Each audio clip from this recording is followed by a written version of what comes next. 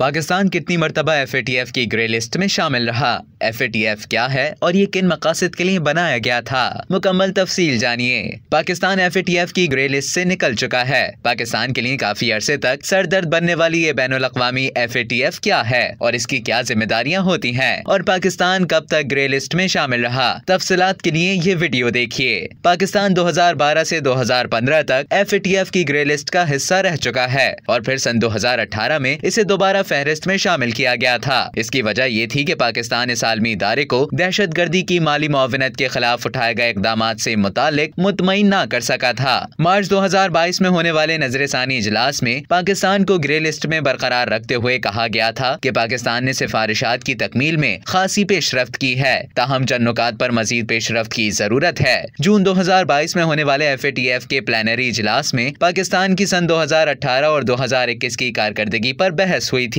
और उन इक़दामात का जायजा लिया गया जो पाकिस्तान ने FATF की सिफारिशात की बुनियाद पर किए हैं। FATF यानी फाइनेंशियल एक्शन टास्क फोर्स एक बैनुल-अक़वामी इदारा है जिसका क़याम 1989 में अमल में आया था। इस इदारे का बुनियादी मकसद बैनुल-अक़वामी मालियाती निज़ाम को दहशतगर्दी, काले धन को सफेद करने और इस किस्म के दूसरे खतरात से महफूज रखना है। FATF इन मकासद के लिए कानूनी, इंज़िबाती और अमली इक़दामात करता है। FATF के 35 अरकान हैं जिनमें अमरीका, बरतानिया, चीन और इंडिया भी शामिल हैं, लेकिन पाकिस्तान इस तंजीम का रुकन नहीं है। इसके अरकान का इजलास हर 3 बरस बाद होता है जिसमें देखा जाता है कि इसकी जारी करदा सिफारिशात पर किस हद तक अमल दरामद हो रहा है।